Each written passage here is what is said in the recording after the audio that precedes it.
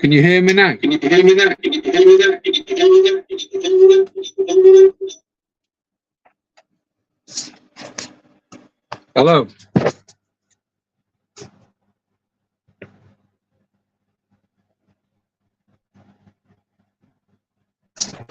I can't hear anybody. Got no audio of anybody. But bizarrely, I could hear myself through my own speakers on the laptop. So let's disconnect this one.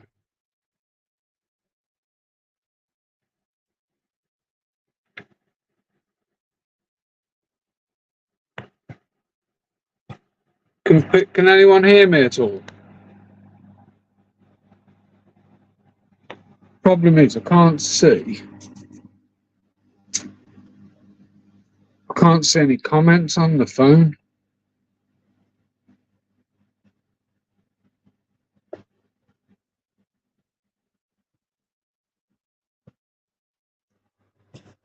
What's that like? You can hear me, yeah?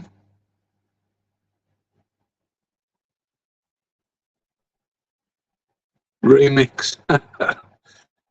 It was I'd got the laptop connected, but I can't see Keith.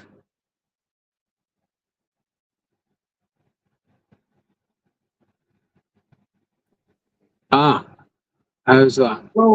Bear with me. I'm here now. Hello. Good evening. I have to add you. Yeah, I have to add you to stage.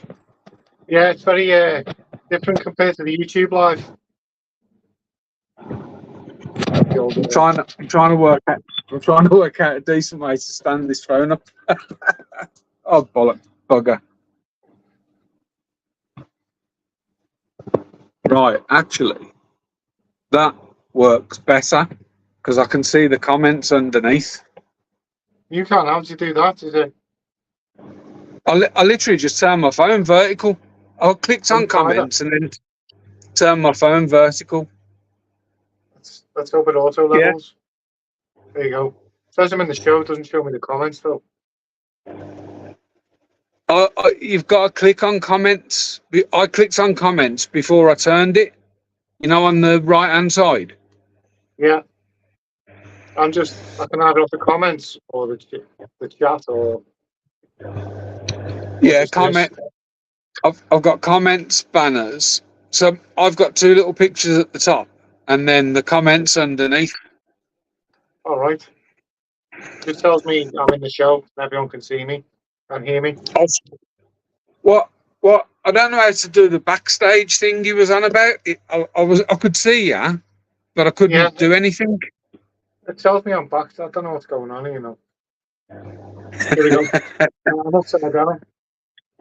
So I think we've got Pete and Rob, Shrimp Fanatic. So I've known Rob a long time, and I think I've mentioned, Keith, that Rob used to have a band a page on band with 2,000 or 3,000 members, and it was called Aquatic Fanatics UK. Aquatic Fanatics UK, and I've heard of that somewhere. Rob had been that forever, like, you know, and hi guys. So Rob had been that forever. So when you when I met you and your YouTube was Aquatic Fanatics, it was quite it was quite a mad one. To be honest, I kind of I was talking to Big Fish Lad. Yeah. I was talking to him. I had my own like little YouTube channel that I used to record on just so I could like post on the internet, you know, like in groups and stuff. And then I was talking to Big Fresh Lad, and he was like, "Just make a channel, make a proper channel." And I literally just sat there, created the channel with Aquatic Fanatics, and then just posted a video with like no editing. And it's still the first video on this channel. And it's like I can't watch it anymore. It's really cringy. I think my first one, I think, was horizontal, and it was I posted a pickup today actually in community, of the shrimp room before we started, and it was actually we'd done like a group.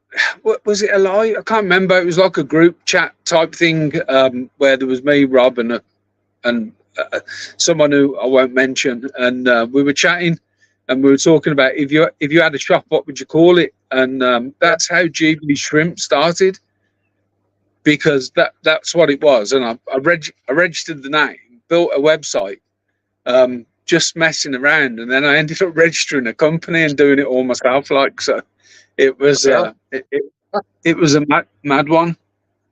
Flying. The mad thing is I was doing research for my YouTube channel, because I seen a couple of shrimp videos, and I was thinking these guys don't know anything about shrimp, and they're getting like 15,000 views on videos. So I thought, well, I'll do a bit of research. I already have shrimp. I thought, let's do a bit of research, and I found your Facebook group, and then I started scrolling through the group and getting to know a few people. This was probably last autumn, and I thought, I don't know nothing about shrimp here. I can't have the audacity to be both on you. No, mate. No, mate. Every day is a school day. So what I'll do, if it's all right, Keith, I'm just gonna I'll introduce myself for those who don't know me, and I'll introduce yourself as well, Keith. Yeah.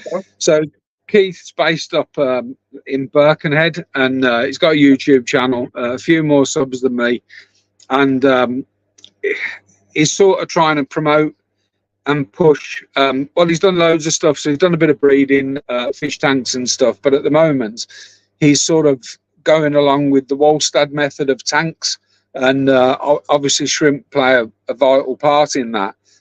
We've just chatted about sort of stats and channel growth and stuff like that, and we've got sort of quite pally. I jumped on a live that Keith was a member on the other day, hence us doing this test live today. And he said, "Oh, the software StreamYard, and it streams to YouTube. So you set it up off YouTube, and then you stream to your YouTube channel. You link it. So motion detected at my front door. So it was a good sort of opportunity to test it, and I've been speaking to Rob, who's on here as Shrimp Fanatic. So Rob actually got me into Carradina, and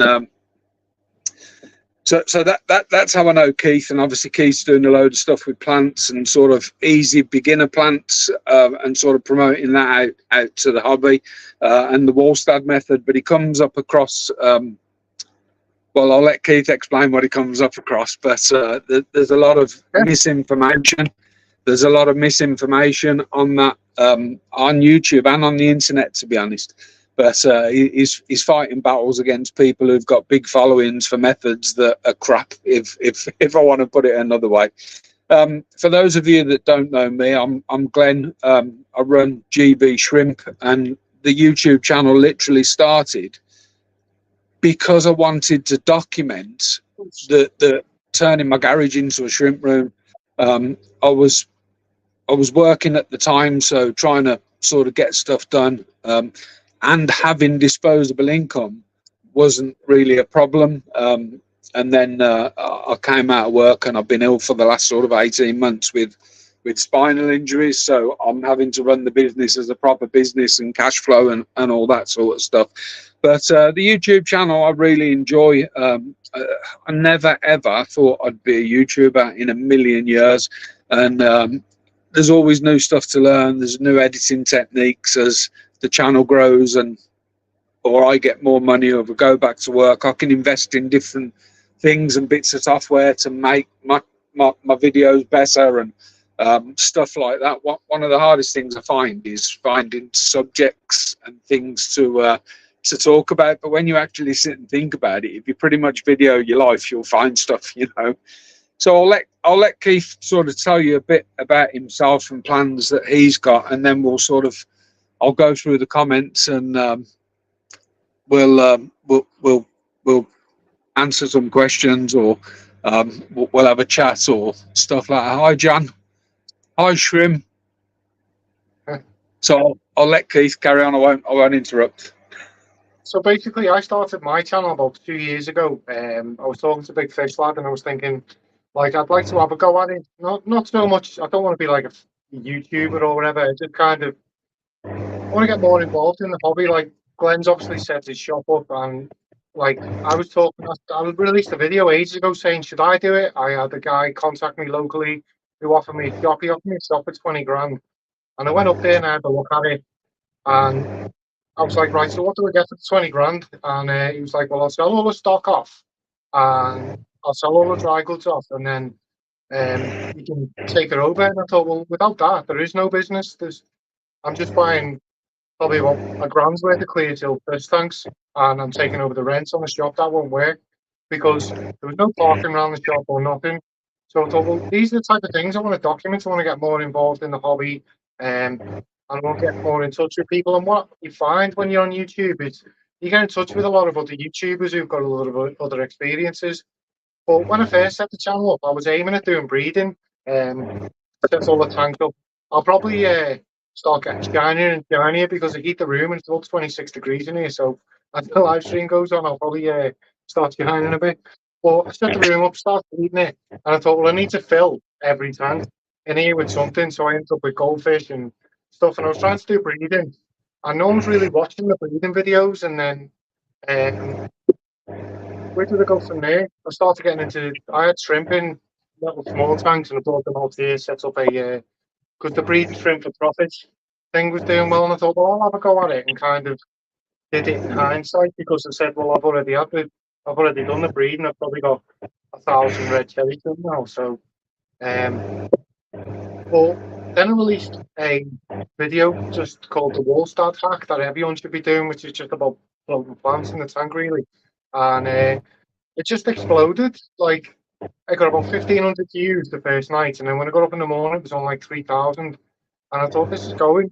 And it just kept going and going. And I posted another video on the Wallstar method, and that blew up. That went straight up to 1,500 views. And before that, I was lucky to get 100 views. So I'm thinking, what's going on here? Like, it'd take me 2 weeks to get like 100 views on my video. And these were just flying. By comparison, I know like everyone sees the big YouTubers and they see thousands of views, but like 90% of the people on YouTube, no one knows. Like, they've got less than 1,000 subs, and they're posting away, and the videos are getting 100 views. So for me to see these type of views, and some of them are creeping up to like 10k views now. So I thought, well, this topic, I haven't really picked this topic. It's kind of picked me because like I went from, I think it was January, I had 200 subs, and within about 2 months, I had 500 subs, and it just started snowballing. And I noticed about 2 months ago, I was talking to Glenn about this. All the videos, I had like a series of videos, and they were all just snowballing, getting bigger, but they all just stopped at once, which I thought, well, that's really strange. Algorithm change. There's someone. There's someone on here, John, who's big into IT and stuff, so he'll know all about algorithms. He won't know the YouTube one, but he'll know all about algorithms. Yeah, I think you end up obsessed, don't you, with the algorithm, and like you're constantly checking your stats. Because, like I was saying to you, Glenn, I think it's a big ask, like hitting 1,000 subs and 4,000 hours of watch time. Because when you first start posting, like you'll get your first initial like couple of your mates and that will follow you, and you'll get like 15 subs. But then you'll start putting videos out, and it'll take about 10 videos before you pick up another sub. And you're like, how am I hitting these numbers? Like, these numbers are insane compared to what I'm actually capable of doing. I subscribed to a video, a channel earlier, and I really liked the video. It was an 8-minute video. It was like it was like filmed, and then it narrated over the top of it after, sort of post edit. And the guy's got 1.5 or 1.05k subs, so he's got over 1,000 subs. I don't know what his watch time is, but he's got one video. Wow. He's only ever posted one video, and he's got over 1,000 subs off one video. He probably hasn't hit the hours, but you know, one video, 1,000, and sometimes I'm lucky to get 100 views on some of my videos. I know, so like the one video I put out today, it just at the moment it hasn't done nothing. I'm looking at the stats, and YouTube isn't pushing it to anyone. So most of my views are through my subs. Um, but what I find is there's kind of like a 5 hour delay where YouTube will just sit on it, the subs will watch it, and I find I'm building like a great core or like following the subs now. And what I find is if YouTube doesn't push it anywhere, kind of leave it 5 hours, and my subs will have a bit of a watch of it and comment and stuff. And then I think the algorithm kind of picks up on that activity. And then by that time, everyone in the UK is in bed, so they kind of put it out to the American audience. And then Yeah, sorry, I need to stand up. I'll it's all right. I'll get in a mess if I sit for too long. Can I just say, Glenn, I have got no chat on here, so if anyone Okay, comments, so it looks like from the chat we've got Shrimp Fanatic, which is Rob, my best buddy, John Buckley, who's someone in the shrimp hobby, Shrimmer. So that's Sam. Sam's based up in Nottingham, and he works in the restaurant trade. So to get him on a Friday night at 9 o'clock, he must be on a break. And and then we've got King's Aquarium and Ant World says, "Hey Keith," says hello with Arnold as well. He was on the stream the other night on Wednesday. Oh, is that the guy from down south somewhere? Yeah, he's cool, Arnold. Yeah. I know who you mean. Whose missus come onto the stream? Yeah, we could probably do with him on here, to be honest, Glenn, because he knows how to use all this software. We don't. Probably, yeah. And then we've got Pete Hughes, who's one of the admins on the shrimp group. Right. And Pete's been up here as well. He's, I spoke to Pete a few times, and when you've got this mental image of someone in your head, and you've not met them, and then when he came, he was a lot younger than I thought he'd be, and he was taller than me, and I'm 6'3".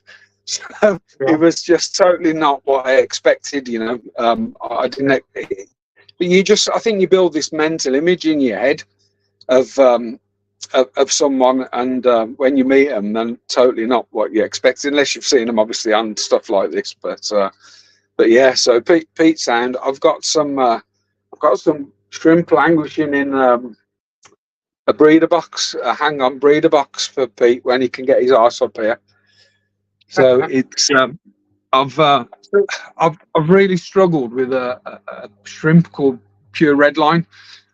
It's a type of crystal, but they're sort of inbred and inbred, and I just can't keep them. And I've tried everything. John, who's on here, does really well with them. I've even kept them on the same soil, same parameters. We're mineralizing with the same minerals, absolutely everything.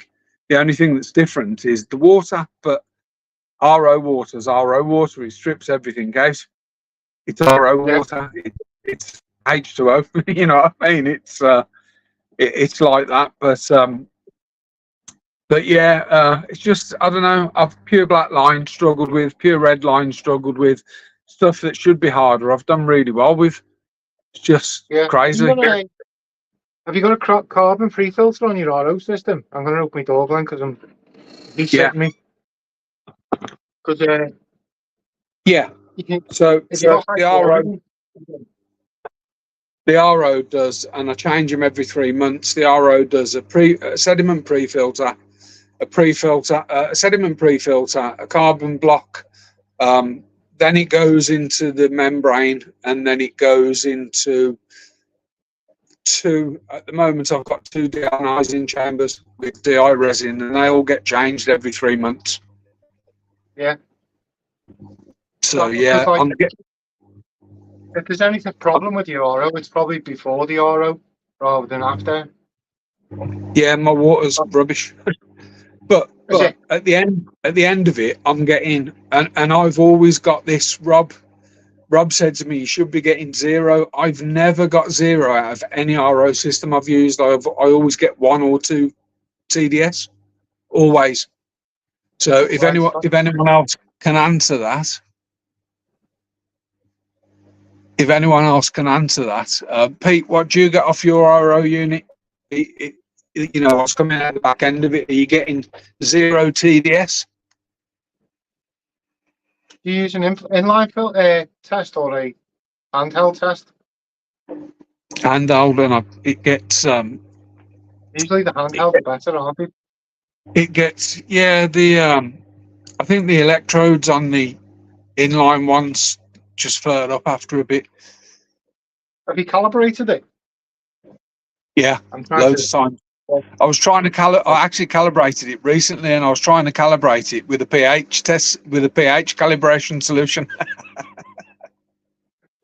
I just couldn't. It wouldn't set. And then I realised that I was actually I'd got the TDS meter, but I was actually trying to set it in pH calibration solution.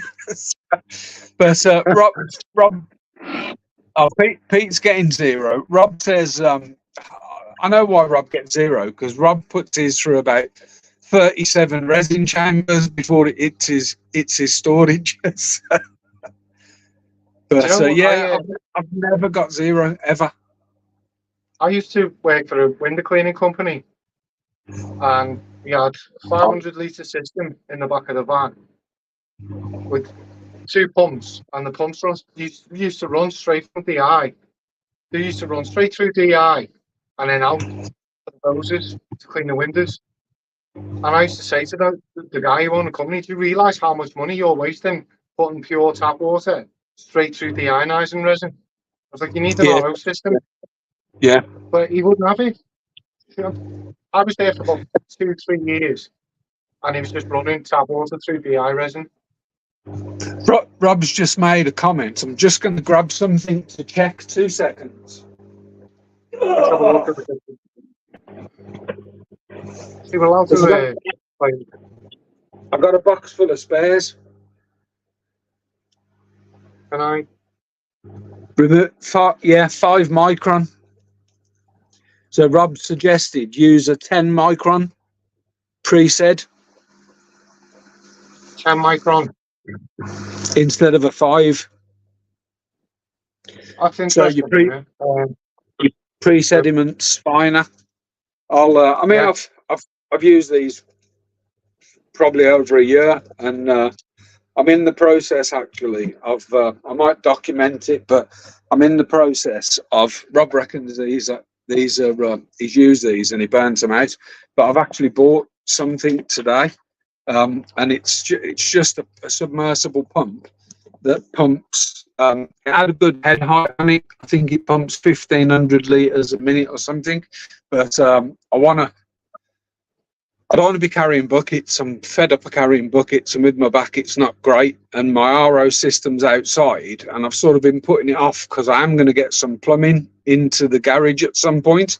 And where the plumbing comes in over there, I'm in reverse.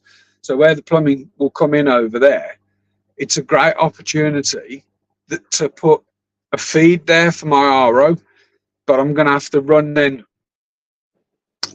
the wastes out.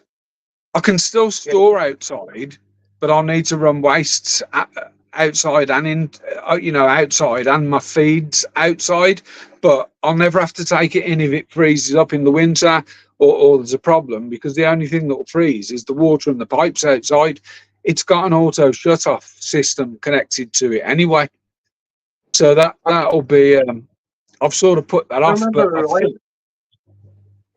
if I remember rightly, Contour, RO water freezes at a lower point than normal water because it's got less impurities in it. So the potential. Yeah, I mean, what I do is I've always watched the weather, and if it gets below 4, because apparently, and I could be wrong with this, it's just what I think I've picked up or heard or misheard, is that the RO. The actual membrane isn't effective below 4 degrees. So the membrane itself struggles below 4 degrees. Guys, if I keep getting up and down, it's because I'm really struggling to sit. I sit for a bit, I'll get really bad sciatic pains down my right leg, or from where you can see, it's this leg. But I haven't had a good day. I was okay yesterday. I sort of get a peak. So in the mornings, it's up here. It sort of eases off throughout the day and then starts to come back at night.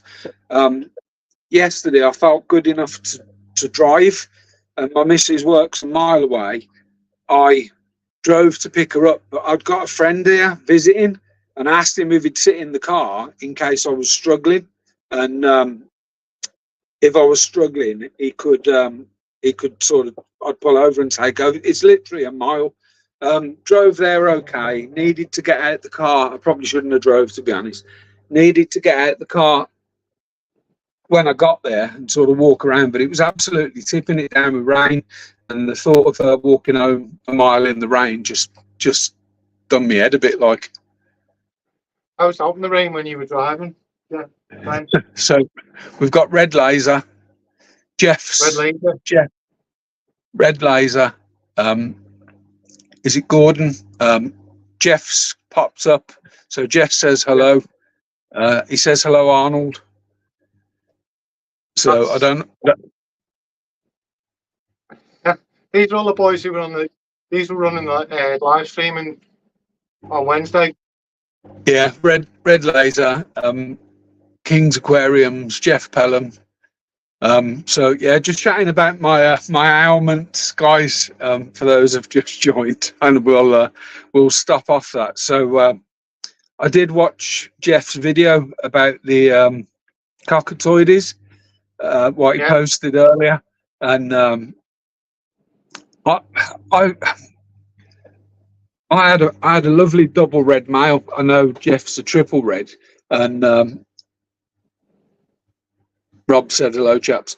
And I've just left them to it, and I've got 4 or 5 that they've reared themselves. I'm not putting any brine shrimp in, nothing. I just left them to it. It's in sort of a bit of a mixed tank, and left them to it, and they've sort of just had a few babies. But I lost the double red, and I ended up buying just a normal cockatoides male, and she lets him fertilize the eggs, and she beats him up like. But for the people that are on there, Jeff's got some lovely triple red apistos, and they were fine yesterday, and this morning it's come down, and a little bristle nose has gone in and took over the cave. So Rob, who's on here, so Shrimp Fanatic Rob, he hasn't gone away from the shrimp hobby, but he's moved into other things.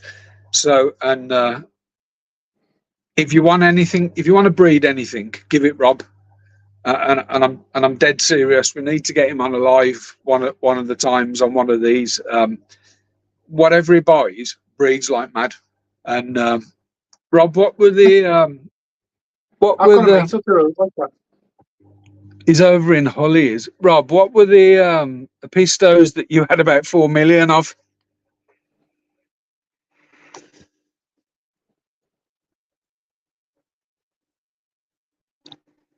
I can't think which pistos Rob had, but he had absolutely stacks of them. And that, like the young, there was another batch before the young had even sort of grown on, and another batch, and I think again he was sort of feeding them, but they were pretty much raising their own. His Agassiz Steel Blues, he had hundreds of them, and I mean, he kept saying to me, "Do you want some? Do you want some? Do you want some?" Got nowhere to put them, but I do want to. I want to rescape that one of the house tanks. It's a 90 litre. It's an Iwagumi at the moment. It is CO2, but I've not managed to balance the CO2, so I'm fighting BBA all the time in just a carpeted tank.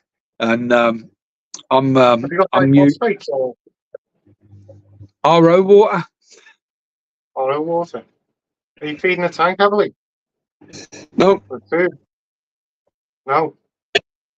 What I did do, and to my own peril, was I buy 3% peroxide by the gallon. I have to sign the disclaimer that I'm not a terrorist and stuff, but I buy peroxide because I have got a video coming out in a few weeks about about cutting about peroxide in the shrimp tank and what I do, and I do this on a regular basis. So I do dose them regularly with hydrogen peroxide. I've got a short video on that, but I was so sick of fighting this BBA that I filled up like a squeegee bottle of hydrogen peroxide, and didn't really monitor how much was going in. Filters were off and everything, and then I saw a coolie loach sort of on its back, obviously scaleless.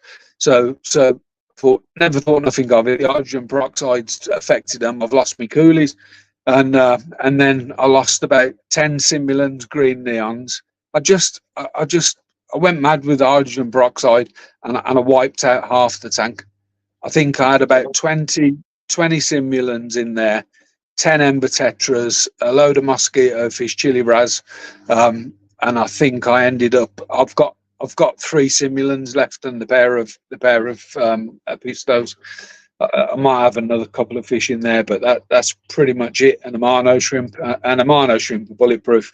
You could nuke them and they'd still go, like, you know what I mean? So I am on the lookout. I do want to rescape the tank, but I think I'm going to do it with plants that will balance the system better. You know, I do want. I'll video that when I do it anyway. But there's a video up on my channel, Dragonstone Iwagumi Scape. I've actually treated it tonight with liquid carbon. I'm not going to say CO2. I'm not going to say CO2 because it's not. King's Aquariums has to go.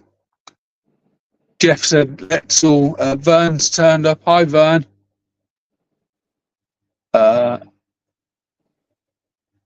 Rob's put, I found if fish feel like they have food for the young from the get-go, they tend to breed better. Yeah. So I do believe Rob spends a lot of money on live foods, and we've talked about that today, Keith, about pre-ordering lives, and Rob was pretty much when we I think Rob was the only person who wanted to pre-order live foods. He'd put a regular order in. So no one else sort of took the offer up. Let's have a look. Jeff said I don't know how you do it, but you can pop the chats up on the screen, you know. I don't know how it's done. It's no good asking me. You're the boss. King's Aquariums, he's got to go, guys. We'll definitely check with you both again. By the way, I've shared the live stream and also Keith's recent video. Hope it helps. Jeff says, let's all click the like button. Someone says, hello, Christine. Vern, hi, Vern. Sweet Acres Koi Farm, hi, Jeff. I don't know. I breed and culture my own. Oh, he doesn't know. Oh, that's right. Yeah. So Rob's created himself a brine shrimp hatchery and grow on, and I know he's got a collection of Cali blackworms that live in his tanks, and he just takes them out. Is that what you got there? Cali blackworm. Oh, micros. Microworms to me, rainbows. So pretty much. Hi, Chris. Thanks, Arnold, mate. Hi, Red Laser. Got a brine shrimp. Oh, that's a baby. Rob's got like a row of bottles hanging, and in fact, I don't know where they are. Where are they? I bought. They might be in here. So I've got one of them that you're on about, but I bought these bottle caps that screw on the bottom of like 3 litre Coke bottles or 2 litre Coke bottles, and they've got an in and an out, so you can run in there. I've just learned how you can take the bottom off this. Yeah. What I found is that they break. They're really brittle and they break. But I did have. I'm probably not going to be able to find it, but I've got a bag somewhere. Oh, I think that's them. These things. So I bought a few of them. And Well, don't mind me, show guys. you, I'm wait, me show use the you window. So you see these things? Oh yeah, they screw on the Coke bottles, don't they? Yeah, and then the idea is what you've got is you've got your airline going in one, and then this is your collection tube, or you can run Well, it to that's another better. one. And this is Because a collection tube, so you just tap it, turn yeah, it off, right, pull your light down or whatever, wait for them to sink, and just siphon some off into a net, into a BBS net or something. yeah. Well, that's So, better than that because I've got one hose, so I've got to put well, air in and drain it through the one hose. yeah, and these, the way I saw it was, I Take really the top liked it. off it. I think it was Keeping Fish Simple might have showed it. Oh yeah, I know. Yeah, Yeah, I think it might. I'm not sure. It was someone I watched. I've got a feeling it was Keeping Fish Simple. And you cut the bottom off a Coke bottle, create like with your bonsai wire, create yeah. like a hoop, Oh, I'm literally looking hang forward them to up, it. hang them up, and And bonsai wire. and and then he sort of created this bit, baby brine shrimp farm. So you've got like day 1, day 2, day 3, day 4, day Hung up 5, from the roof. and recycle them. I actually bought. I was after something like that bonsai wire. Where have I put this? And I ended up buying this, if I can remember where I've put it. So it's like green garden wire, but it was a heavy gauge one. I know. Yeah, It, that's what everyone it's used to like the use. one, but it's plastic coated, but it is steel. So my frog terrariums are done with like an expanding foam, and then covered with silicone and a substrate mix. And all I've done is I've cut a loop. I've done. In fact, let me see if I can show you. I don't know if I can turn the camera around, but the I've cut a loop Okay. and just pushed it. Can you see the frog bouncing everywhere? Can you see the air plant? Yeah. I've literally just cut a piece of that garden wire and pushed it into the expanding foam. I think this is loads better on the phone anyway. And I can read the See, my problem is I've got no way for a laptop, so I you have probably to need do to it on run the it. phone. Well, the laptop's just a cheap old. Well, it's not cheap. Well, yeah, it's cheap. I run the business on it for a year, and it's like one of them little 150 quid Chromebook type jobbies off Amazon, and I ended up buying a little mini gaming PC because I'm hoping that I can at some point. I want to be editing on my.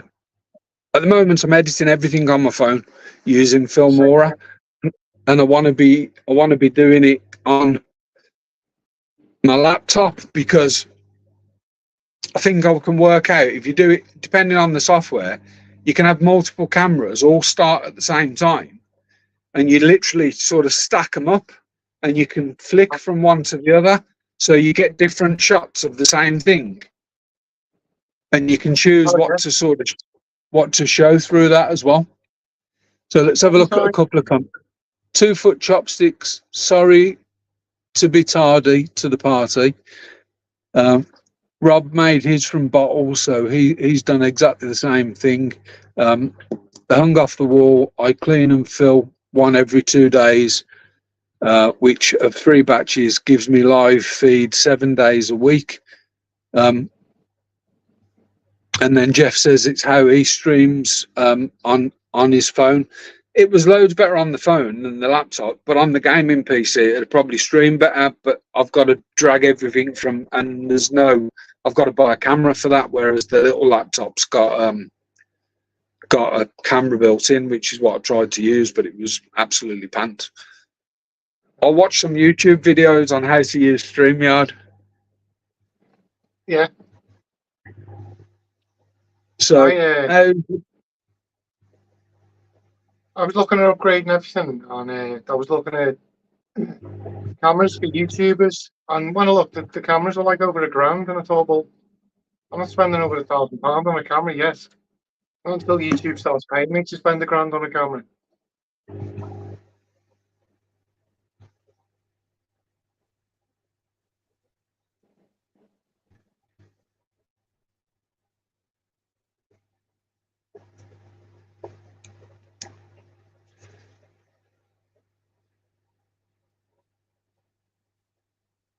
Is that a camera or a gimbal? Or both? Both. Both. That's cool. I really like it, and it definitely does better quality video than my phone. I can shoot on it, and I have been, but I have to use. I'll show you. So I bought the creator set. I've had it years before I started the YouTube channel. It's like a drone, and I've got a DJI drone as well, and it came with a microphone. Wow. Oh. So it came with a little remote microphone, but I've dropped the microphone, and I'm not sure if you can hear that. Something's not quite right with the microphone, and the level's really low on it. There's a new set of these. It's like a twin set that'll work with mine, but they're 300 quid. Wow. But I never paid much more than that for the whole thing. So what I've done is there's a little outlet in the top, and I bought a cheap microphone, and I put that in my pocket and clipped that to me. But me being me, what I did do was I looped it all together to make it short, and that loop acted as a receiver, and it kept picking up phone signals. So my videos are going, you get really bad audio. I started doing it without it twisted up, and that camera, I connect to it from my phone, so I control it from my phone.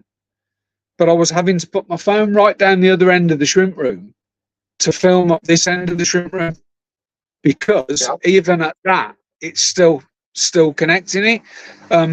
I've tried to do, so I've got these things, little microphones with a USB-C, and there is a USB-C port on here. There's a USB-C port, but it won't work. And I think DJI lock it out. So the phone's way more convenient. You can just pull it out your pocket, start recording. It's just so much more convenient. And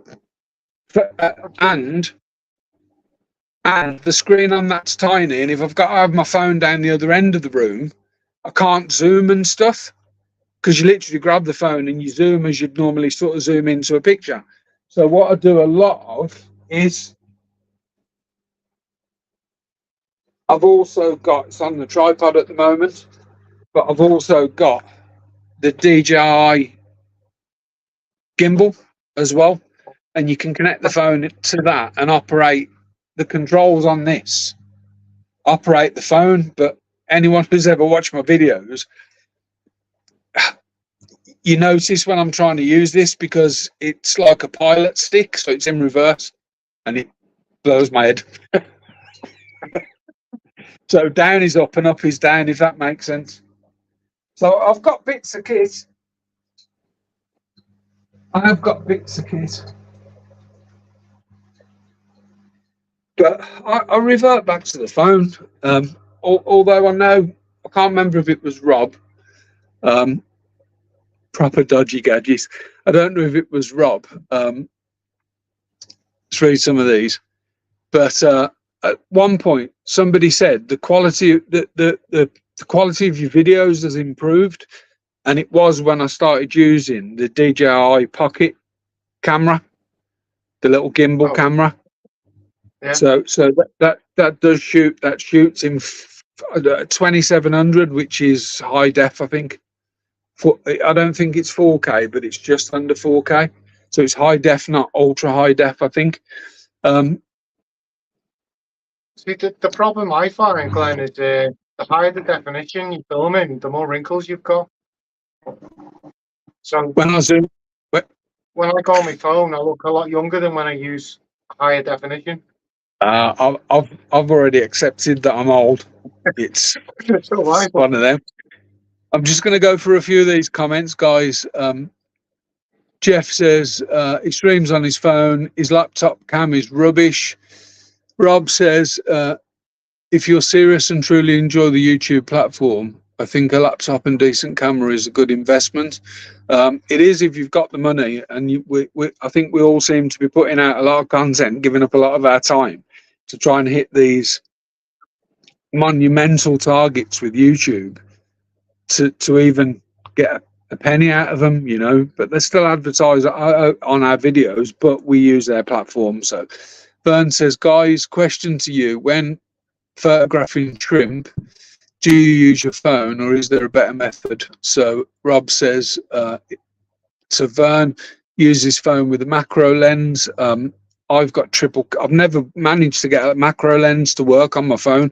So my last phone was a Samsung Galaxy S20 Ultra, and it got 4 cameras, and I could never get a macro to work on it.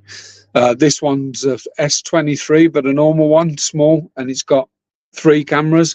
So I've never managed to work that either. Jeff says, same here, my laptop is like stop motion photography. Glenn is a proper gadget geek. Yeah, I am. Vern, lol. Don't say that. He's sensitive. I'm far from sensitive.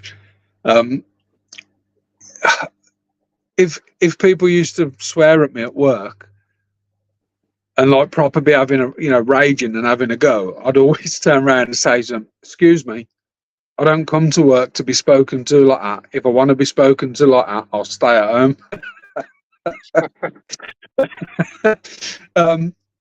Rob says, depending what phone you have, I find the food mode really good for taking pics of shrimp. So I use food as well.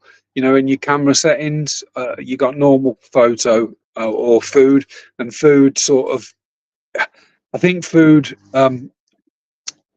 uses the center of the screen. So it improves the center of the screen and gives you a better depth of view. Like Pete says, that looks like a proper dodgy gadget. Oh, hold on. Yep, Glenn, you're a geek. Glenn's loaded, hence all the gadgets. I'm not loaded. Before I come out of work, I had a really well-paid job, and my outgoings were relatively small in comparison to what I was bringing home. So when I set the business up, money was never a problem. If I wanted to spend £1,000 on stock, I could spend it. I'd loan the business money, you know, and a couple of weeks later, if there was something new out, I'd I'd put that on, you know, and I'd spend another grand. The business owes me a lot of money, so I'm not broke by a long chalk, but it's money in the business that I can't take out, because at the moment everything that the business makes goes back into the business, and to a degree I buy stuff to do YouTube videos with from the business, because ultimately it's marketing. It is marketing for the business, you know. So if I do I don't know, buy some isopods, I'll do videos of the isopods, which is marketing, and I am in the process of setting up another website to do isopods, and it's like a subsidiary of the business, because with the way I look at it is, with the isopods, they take up very little room.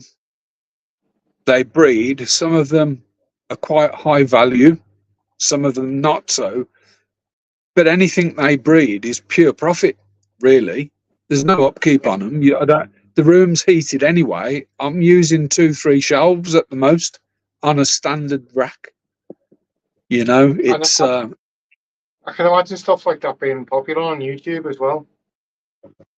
one of my best videos. It's not the best. It was one of my best videos was high end isopod unboxing, and there was some nice stuff that I'd bought, but within that video there was some Marulanella Ember bees, and there was 5 of them, and I'd actually won them in a raffle for £2. Yeah. And that at the time they were about £200 per 10. Wow.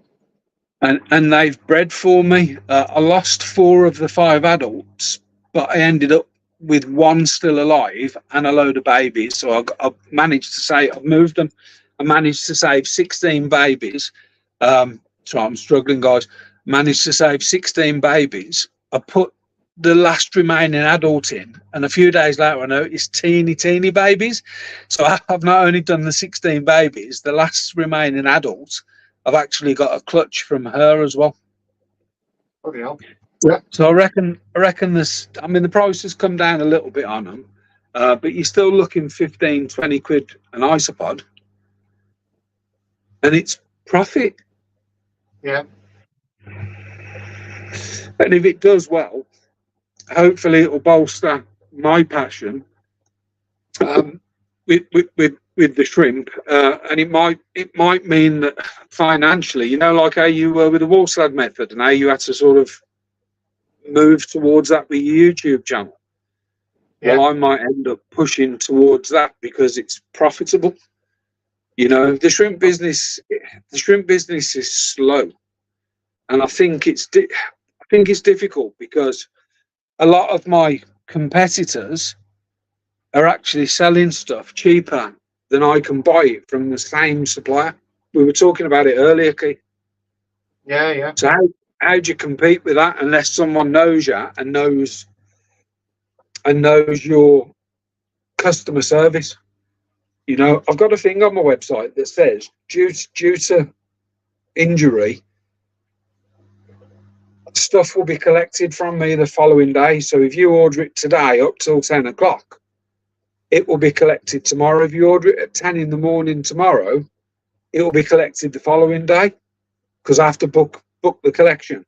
But more often than not, I catch the postman. I manage to get up early, pack them. I still book the collection, but they add it on the PDA.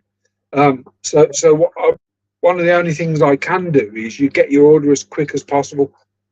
So it's one of the only things I can do.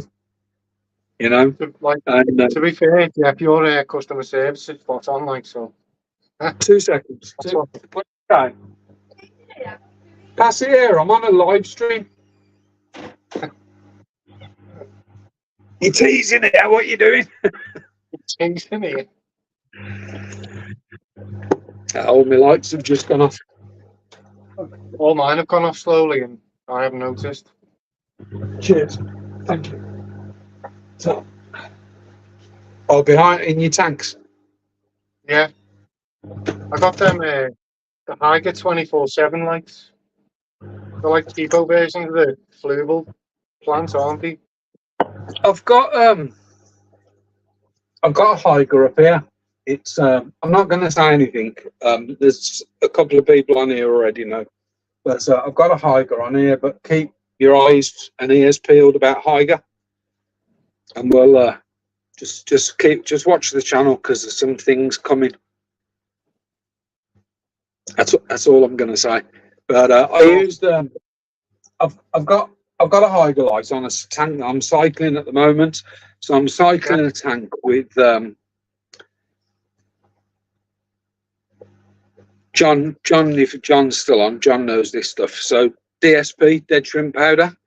It's from a Taiwanese breeder called Tai Cheng. It's a biofilm and green wall algae builder, but it's a bacteria. It's a bacteria for starting a tank. So I've been filming like a few seconds every day I'm on day 6 today, and I'm astonished at the pile of biofilm on this little spoonful of this stuff. Unreal. But I've nicked the Hydralite off my. I got it over the frog tank, and I put it there. I've got a Nicrew. I had like a big long Nicrew that I got on one of the Amazon day things, and if you watch any of my videos by that tank, that light sometimes sort of just flickers, does a bit of a disco. And chatting to Rob this morning actually, and we were chatting exactly about that. And I says, yeah, that light. I says, I want to get rid of that. It flickers. And he said, oh, I've got one that does that. It's a Nicrew, and he's got exactly the same light. So it just must be a common fault on that light. But both of us agree that the Nicrew light has way too much blue in it. And it's you know, I've got 2 Nicrews actually. I've got like a solid metal thin one long. And that other one, but both of them, they're blackbeard algae growers. They grow BBA. That's the problem with blue lights. See, the higher, I've got higher on here and higher on there. And I want to watch my wall start tank. But the thing is, it's like, I'm finding it's a good light, but it doesn't do what the fluval plant does. But then you can buy 2 and still have change what you pay for the fluval plant, so you can't argue too much. Can't complain too much about them. But I find it good to go growing plants, but there's a few settings at which I get a change on them, like being able to ramp the blues down a bit. And I also find with them that when you adjust them down, they seem to pop back up to 100%. I don't know whether it's just me not knowing what I'm doing with them, but every time I look, the brightness has gone back up to 100% on them. Have you ever seen those things? No, I've got the ones with the thing on. I've got the control panel on mine. Oh, have you? Well, they're completely separate. So you buy that, and it connects like in stream, and you can set up to 8 sort of sunrise. I've used them for years, but I'm using them on the frog tanks at the moment. My Hyga is similar. So the Hyga light I've got has got the control panel, but the control panel's on the cable, not on the light itself. You've got the ones that are on the light, and I think Rob's got the ones that are on the light. Let's just grab a couple of comments. Glenn's loaded, hence all the gadgets, rolling on the floor laughing. He is. I'm not. We're taking the mick, Glenn. Rob says 5 properties he knows of. I wish. I've got 1 paid, but it is paid for. Rob says I owe your business money. Glenn, you need a nice supported back chair. Yeah, there's no room for it in here though. Work smart, not hard. Glenn's customer is first class for those who don't know. Rob's put haha. Pete Hughes has put haha. It's tea up north. His lights have just gone off. I use the same ones, Keith. So yeah, I thought Rob used the same lights as you. And then when Jeff's put excellent website, Glenn. I was just looking. Well done. That website and my new one that isn't live yet was built with. I'm not a web designer at all. I can't do any coding at all. And I set up a website years ago for a fishing club that I'm vice president of, an angling club, and I learned all the using the WordPress platform, and I learned sort of all the mistakes and all the hard bits and how to get into it when it all went wrong. And I'll say that's what I built the websites on. So Nicrew lights, rubbish lights. Hyga are working so well for me. So Rob's using Hyga. Same happens with mine, Keith, the 24-hour one. With what's it going up? Goes back up to 100. So Rob was my best customer in 2022. Rob was one of my only customers in 2022. Rob kept the business afloat for about 12 months. I think I remember Rob from the Facebook group. Yeah, it was one of the admins, but Rob, a band page. Rob had a band page. Rob had enough. The toxicity had got to him. I took over both groups, and I reckon I was only on had the 2 pages for a week, and I said, "Do you mind if I close it?" And you have to sort of do like a 30-day closure notice, and away we go. Yeah, it did, John. It's not on the band group. Shut the band group. Yeah, band pages. I said to Rob, literally, I think it was this week. It was one of the best decisions I ever made to come off band, because for sanity more than anything, because there's so many drama queens on there, and it just couldn't deal with it. It was seriously, yeah, okay. I may have lost sales coming off band, but you know something, money ain't everything. Sanity and peace of mind's massive, you know. Well, how much messing around are you putting in to make a bit of profit? That's yeah, it's yeah, it's hard work. It is hard work, and it's like, it felt like with band, it was like 12 hours a day pushing products for one sale.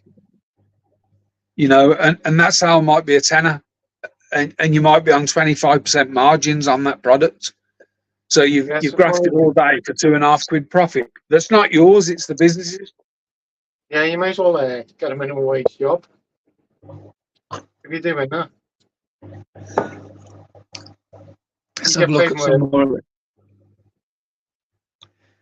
So every time John tried to buy soil, Rob had bought it all, and I couldn't get it in quick enough. And I think Rob had stockpiled some certain aquatic soils, namely, I'm going to show you something in a minute, and people will go mad in here. But Rob literally stockpiled soil. I think he was waiting for the zombie apocalypse, and he wanted to keep his shrimp going for as long as he could. And he had it under his bed. You know, every cupboard you opened had got a couple of bags of soil in. He'd got racks of it, just boxes and boxes of soil. 27 bags he had at one point. But let me just show these guys. Let me just show these guys something. I don't know if you can see this. Anyone recognise that? And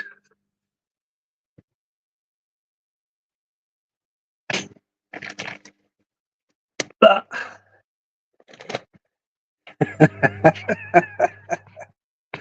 So ADA Amazonia Gold. The gold. ADA Amazonia Gold. Glenn, have you settled on a favourite substrate for Caradina? No. is the answer. So gold dust, the Z apocalypse, zombie apocalypse coming, keep buying. Shrimp Fanat, Rob said, like hen Steve. So ADA Amazon, if I had to pick a soil that I could only ever use indefinitely, 100% it would be ADA Amazonia Gold. The problem is that ADA Amazonia Gold is no longer made. So any stock that you get is, yeah, I agree, Rob. Any stock that you get is there. I had one bag, and selfishly, I'm waiting till there's hardly anything left around and the price pushes up a little bit, because it's pointless me using it, because once it's gone, what do I use? I've got to, you know, once it's depleted in a year, 18 months, 2 years time, I've got to change it anyway. So I've started moving on to other soils. Rob's mentioned something here. I like the XL Aqua soil, but its pH is a little, it's not too high. It's sort of high fives. You know, it doesn't go down to 5.5, whereas the Amazonia would have gone to 5.5. I like environment soil, but the colours quite pale. It's not dark. A mix between the two. It's slightly an ammonia leaching. I haven't got any. I need to spend quite a bit of money. I need to stock up on a few soils, but at the moment I'm buying from suppliers where I can spend a couple of £100 instead of a couple of £1,000. I've got a tank here that I've just set up on the last bag of Aquatic Help Soil, and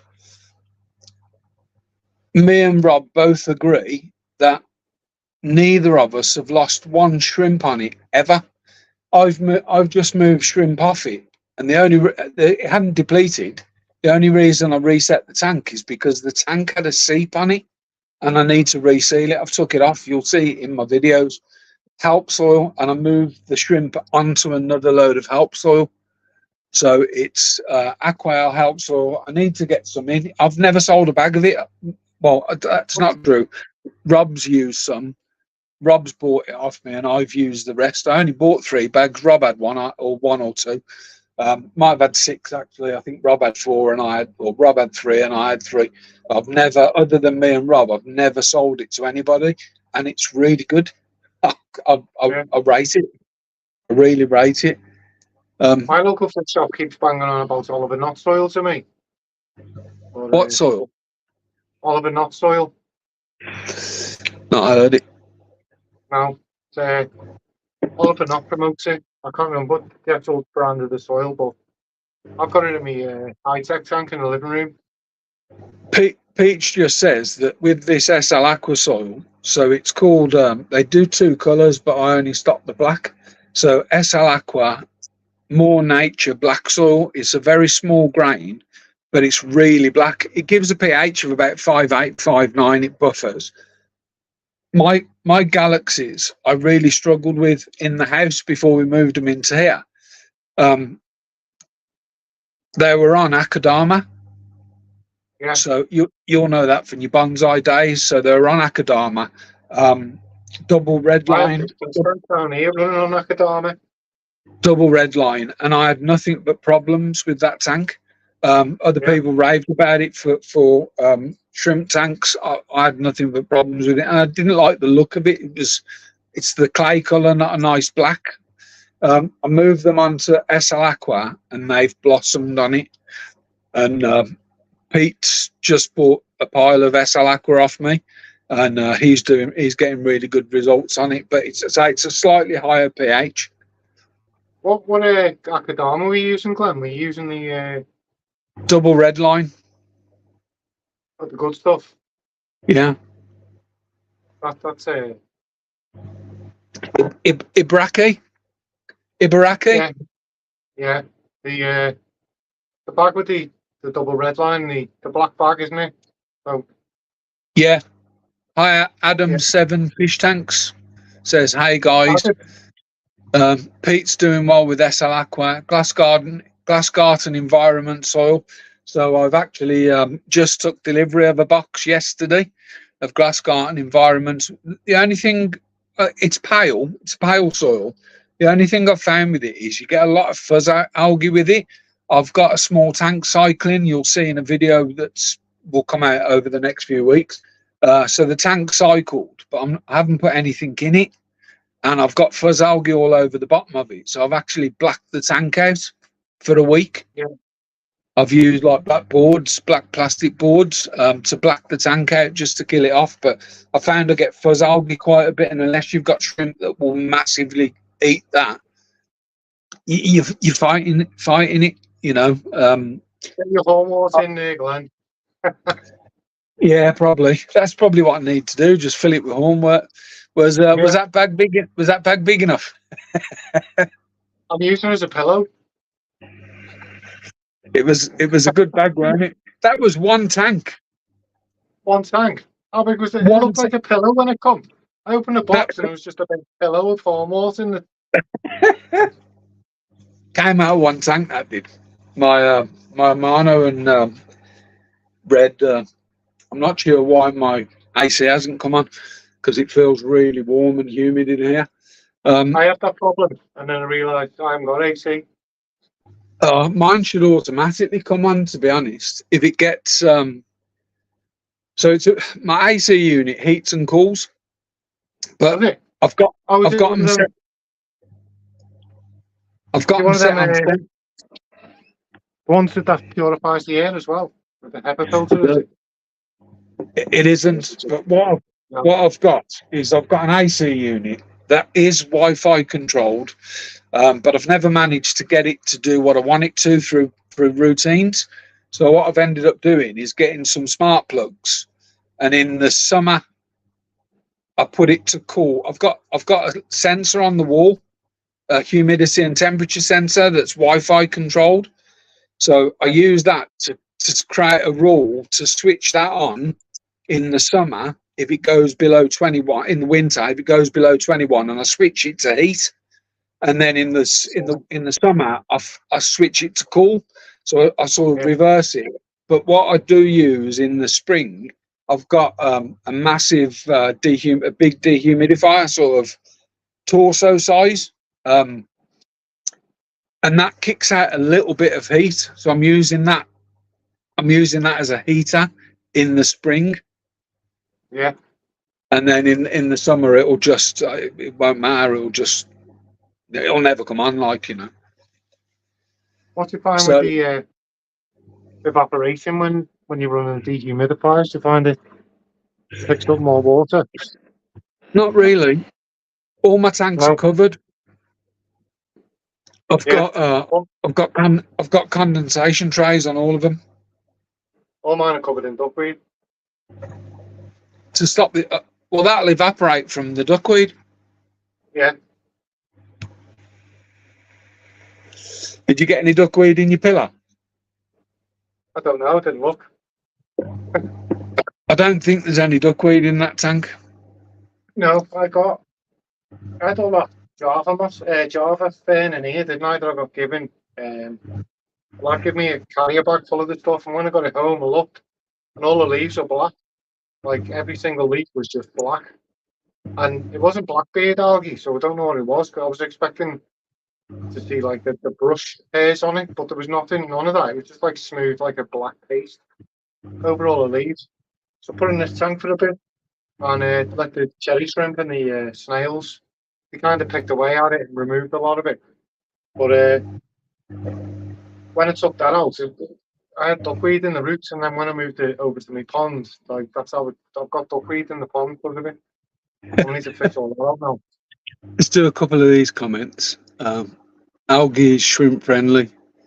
So Adam, 7 Fish Tank, says, "Hey guys, algae is shrimp friendly." Laughing. Just sub, looking forward to watching shrimp content. Keith does some shrimp content as well. Aquatic Fanatics UK channel. Thinking of redoing my shrimp bowl. John I says know what the new guys are bringing stuff all the like that. high end stuff directly, bypassing all the old breeders.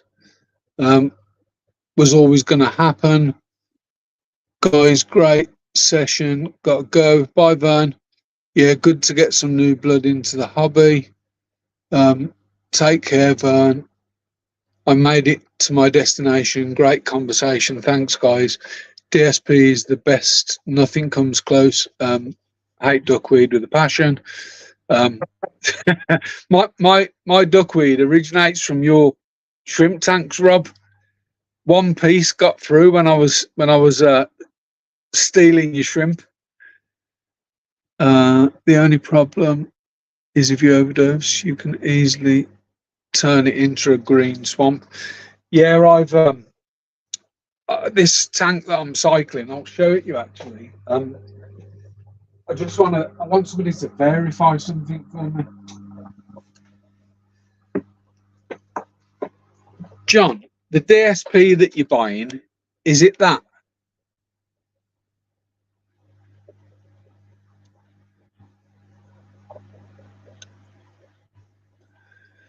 All it takes is one piece. Don't blame me. So, If you watch my YouTube videos, it's all up my elbows on half my videos because I'm messing around in the tanks. Rob was trying to catch, so he gave me a colony of yellow neos, and there must have been 200 of the blooming things. And I drove up to Hull in one of the worst gales I've ever driven in. I was fighting the car all the way up there. I mean, fighting the car. It was horrendous. They closed the bridge.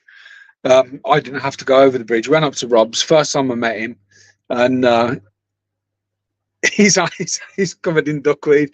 But he was trying to catch. There was millions, and even after we put about 300 in the bag, there was still shrimp in this tank. He was trying to empty the tank, and I bought some Galaxy fish bones off him. Pretty new to the hobby. Rob had sent me 2 bags of shrimp when I started for nothing. He sent me 2 bags of shrimp. I wanted what I called Michelin, so it's like the mixed tank for the Carradina. I know, yeah. And it's German, isn't it? Michelin's, and it's spit, and you can kind of start building colonies from them. Yeah. If I'm right. Yeah. And I only asked for those, offered to pay for them. He wouldn't take it, and when I got them, there was 2 bags.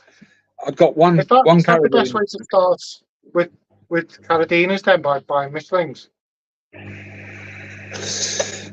Only because if you get it wrong, they're not expensive. Oh, right. I thought there was like, you could go, well, it's spat a Crystal B out, so I can buy a couple of Crystal B's to breed with that, and then build your collection up that way.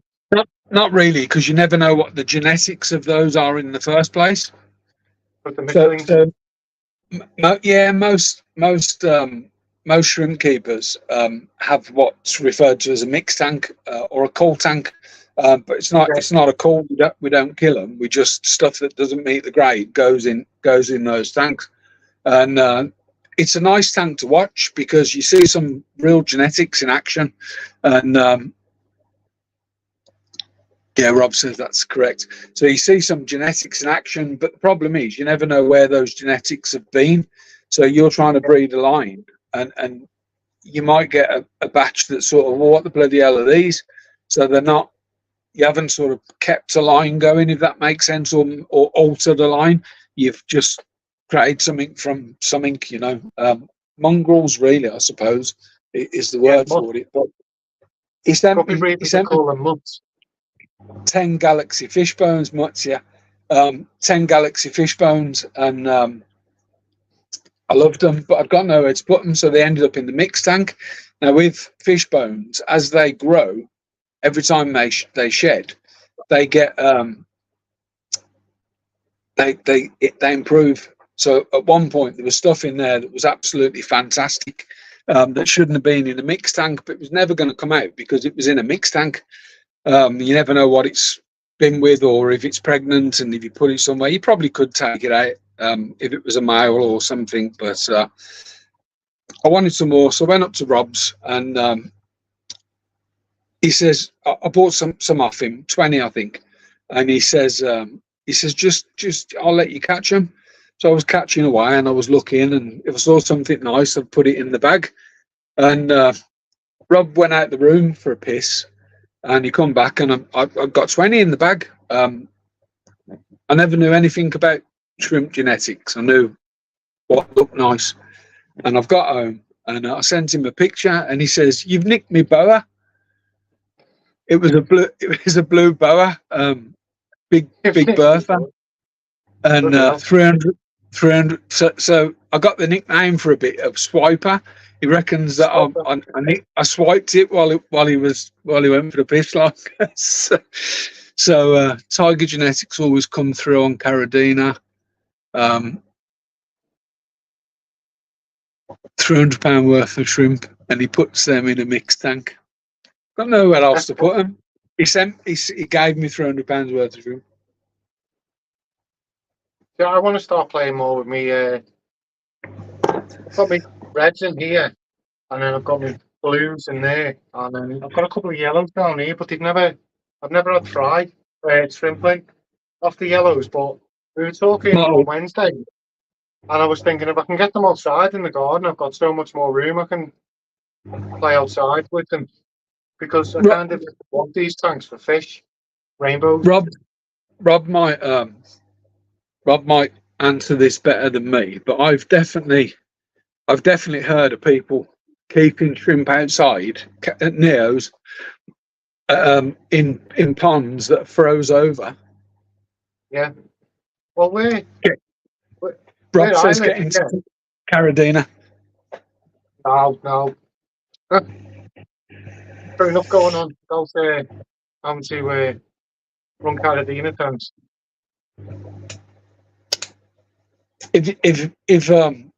Keith has got a lot going on. He's got three projects in the garden going on. Yeah. 400 litre projects. Yeah, and then I've got 1,000 litres in here to play with, and then all sorts going on outside. And I'm stacked up for videos for about 4 weeks, I think. I think at my best, I was 8 or 9 weeks ahead.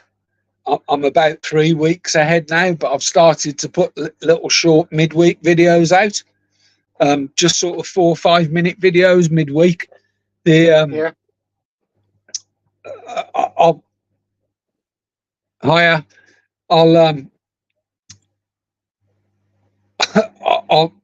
I think I've told you, but I'll tell these guys. So I use a bit of software called vidIQ, and it sort of helps you set up your videos in such a way that they're more likely to get seeded into the YouTube algorithm. I paid for it, so I bought sort of the basic. You can get it free, but I bought the basic package, and the basic package gives you 10 AI thumbnail credits a month. But every time I hit generate, it used all my credits up, so they kept putting me on the middle one, which was about, I think mine's 10 quid a month or 100 quid for the year. The next one's like 50, 60 quid a month, but it gives you unlimited access to certain things.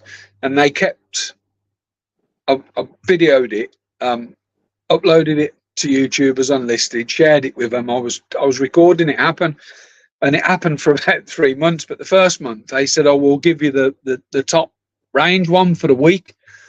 So all I did that week, because I got this top end bit of software, was 2 videos. So I maximised the usage out of it, and I think I got about 8, 9 weeks ahead on video.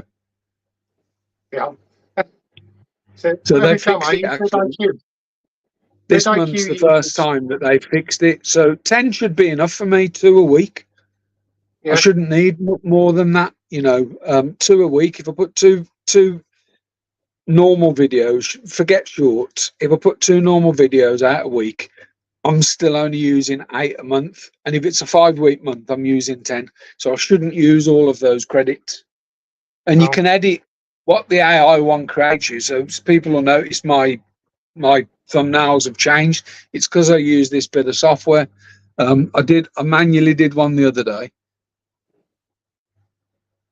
I find, have you used that thing where it generates AI titles for you, Glenn? Yeah. When I do that, every one I do, it always comes out with, it's usually goldfish and cherry shrimp in a Wallstad, and it just variates them 3 words. So every title's got goldfish, cherry shrimp, Wallstad, and I'm like, they don't mix. Write your title what you want it to be. Yeah. So write your title what you want it to be, and then generate it, and it will use what you've wrote to create something. If you're just trying to do it blank, it uses your channel. Yeah, it uses my 3 best videos. So what you want to do is type a title in. So if you want your title to be huge, building a huge garden pond, when you press that to generate the title, it will use that and change it. So it'll be, watch this amazing, best ever garden pond build or something like that. In Birkenhead. In Birkenhead, it needs your title. I've got a few comments to read. So we've got Vinoxky says, "Hey guys, here for the first time." Jeff says, "Mark Shelley Aquatics, he kept them over winter, frozen over Indiana, USA, -20. Survived that. His Neos. Exactly, Jeff. I saw that video. That's Rob. Thumbs up. Hello, Vinoski. So people are just saying hello to her. The laughing emoji pond. Best Scouse pond ever. Best Scouse pond build ever. Who said that? Was So, that Adam? Rob. Oh, well, Adam will tell him. Is Adam still in chat? Nah, I think he's gone. Right, because he'd be like, well, he's not a real Scouser. Adam's a real Scouser. What's the difference? He's from Liverpool. Adam's from Liverpool. I'm from Oh, yeah, Birkenhead. you're Birkenhead, yeah. So he called me a Plazzy Scouser or a Jedi, he'd call me. So you know, like Geordie's. Oh, I think the battery's gonna go. Oh shit! Let's get something on. I can't see my battery on this. Oh, there we go. I was on 4%. I'm on 56. 4% I was on, and luckily I've always got stuff to hand in the shrimp room, including my new labels. So 4%. My screen went dim. Did it? What we're doing? So, yeah, my screen went dim. So Jedi. Yeah, what I was saying is, you know, like I'd hear an accent, and I'd say you're a Geordie, and he'd say I'm not. I'm a Mackham. Yeah. So they'd say they're a Mackham in Liverpool. Yeah. What's in Liverpool and Birkenhead? I've got the T-shirt on. What's the where people from Liverpool are called Scousers? What are people from Birkenhead usually called? Well, anywhere else in the country they call me a Scouser, but Scousers would call us Wolves, Jedis, or Plazzy Scousers. Plazzy Scousers. Yeah, depends which generation really. Because the Dockers would call us Wolves, and then the generation after that call us Jedis, and then after that's Plazzy Scousers. Jeff Pelham's off. Says goodbye. See you later, Jeff.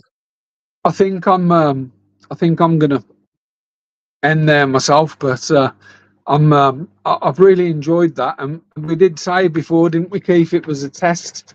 It was a test stream, just to see if we could get it working, and I probably still wouldn't get it going the second time, and I'd be in a mess the second time. We might need to speak to Adam and get some. I'll watch some YouTube videos on how to use StreamYard and stuff, and I could see. Jeff can help you out. Yeah, sound. I could see you, but I couldn't hear you. You know, in that staging bit, that backstage bit, I could see you, but I couldn't hear you.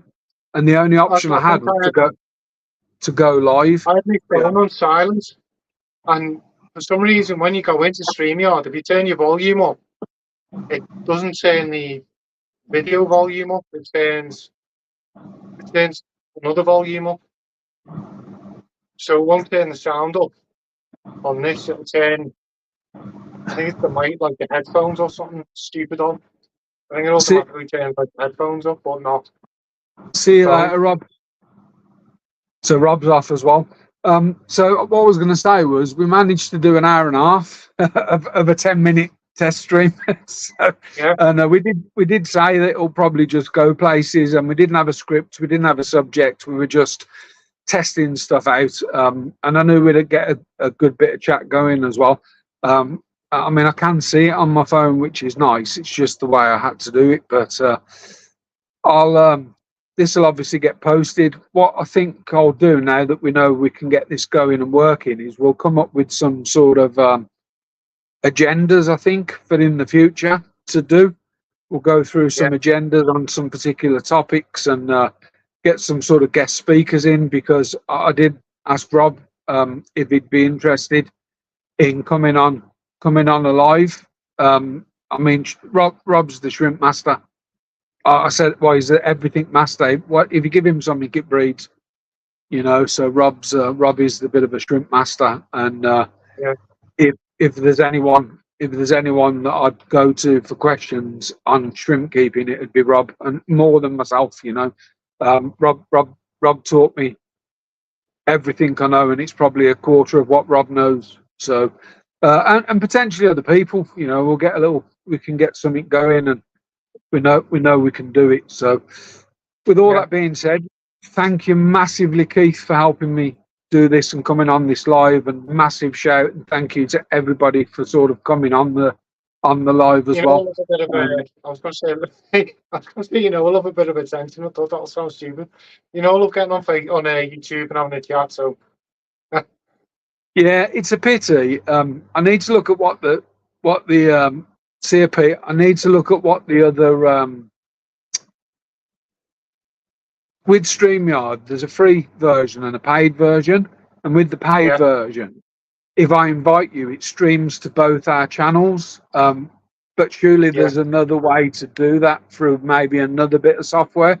I know you can do it through YouTube, or you could, but I don't know how that works. $20 a month, and at the moment I can't support that, which is a shame. And I think you have to buy a year's worth. I've got some Blue Dream shrimp in here, you know. I've just seen little tiny Blue Dream in here. I might send you a bag of orange ones. Oh no, not more shrimp. I'll have to get them out in the garden. I'm going to go because she'll probably be. Glenn, we'll have to set up another. We'll have to talk about breeding shrimp outside. Yeah, no worries. And we'll do a live. Okay. We'll get something up. Thanks everyone. Take care everybody. Bye bye. Bye bye.